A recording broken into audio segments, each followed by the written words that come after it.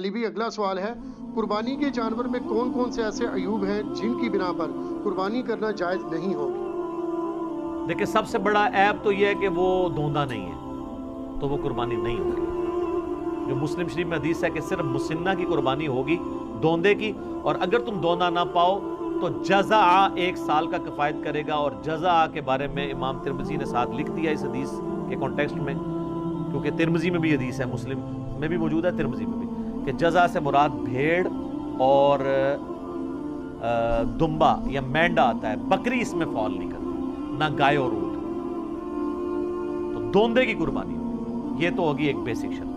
باقی جامعہ ترمذی، ابو داؤد، نسائی، ابن ماجہ میں کئی ایک احادیث ہیں جن میں نبی علیہ السلام نے فرمایا کہ کسی ایسے جانور کی قربانی نہ کرو جس کے کان کٹے ہوئے ہوں، سینگ ٹوٹا ہوا ہو، اس کے جسم پہ گوشت کم ہو، وہ لاغر ہو، وہ بیمار ہو، کوئی بھی اس کے اندر زہری عیب ہو، لنگڑا ہو۔ یہ سارے الفاظ ابو داؤد، ترمذی، ابن ماجہ، نسائی میں موجود ہیں۔ لنگڑا، سینگ ٹوٹا، لاغر، کانا، آنکھ نکلی ہوئی، یعنی جو ایک جانور کو دیکھ کے آپ کہہ سکتے ہیں یہ عیب ہے اس کے اندر، کان کٹا ہوا ہے۔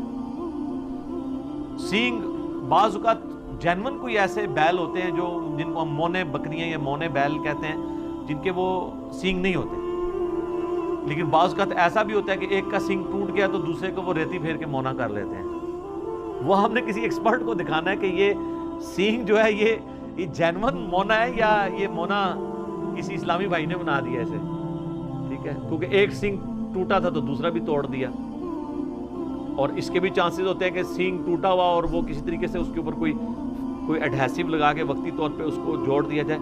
تو یہ جب آپ یہ سینگوں والی بھی کوئی بھی جانور آپ لیں نا تو اس کو ذرا زور سے پکڑ کے کھینچ لیا کریں، کیونکہ یہ بے شک ایلفی سے بھی جوڑا ہو نا وہ جھٹکا نہیں برداشت کرتی، الا یہ ہے کہ کوئی انجینئر ہو تو وہ اس میں کوئی پیچ فٹ کر دے تو ظاہر ہے وہ تو آپ جس طرح 2 بندے بھی کھینچیں گے سینگ نہیں ٹوٹنے لگا، یہ پاسبل ہے۔ یہ جس طرح آپ کو پتا دانت ٹوٹ جائے نا تو ڈرل کر کے نا اس کا وہ فیمیل پورشن نیچے رکھتے ہیں، میل پورشن اوپر سے اس کو وہ چوڑی کے ساتھ کس دیتے ہیں۔ اگر اس طرح کا کوئی ڈرل کر کے وہ نیچے اس کے کوئی پھنسا دی جائے اس طریقے سے اس کا فیمیل پورشن، اور اوپر سے سینگ میں وہ کر کے، تو پھر تو ظاہر آپ کھینچیں گے بھی تو نہیں جائے گا۔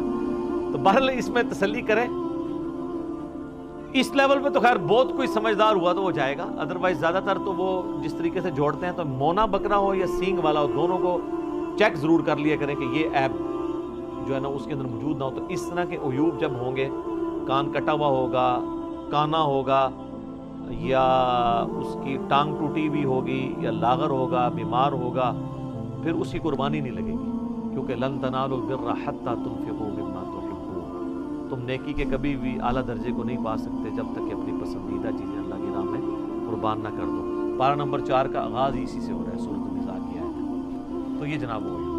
اور عیب کے والے سے ایک چیز یہ بھی یاد رکھیے گا، اگر عیب جانور میں بعد میں پیدا ہوا ہے نا تو پھر اس کو عیب نہیں کہا جائے گا۔ مصنف عبدالرزاق کے اندر حدیث ہے کہ عبداللہ ابن زبیر نے ایک کانی اونٹنی دیکھی تو انہوں نے کہا اگر تو یہ کانی جو ہے نا وہ خریدنے کے بعد ہوئی ہے نا پھر تو قربانی کر لو، اور اگر یہ خریدنے سے پہلے کی تھی تو اس کی قربانی کوئی نہیں۔ اس طرح کوئی زخمی ہے، کوئی جانور چھلانگ مار کے ٹانگ توڑ لی ہے اس نے اپنی اور بعد میں زخمی ہوا ہے خریدنے کے بعد، تو اس کی قربانی لگ جائے گی، پہلے سے تھا پھر نہیں لگی۔ ٹھیک ہو گیا؟ جزاک اللہ۔ علی بھی اگلا سوال ہے، اگر قربانی کا جانور زخمی ہو جائے، بیمار ہو جائے یا پھر مر جائے تو کیا نیا جانور خریدنا ضروری ہوگا؟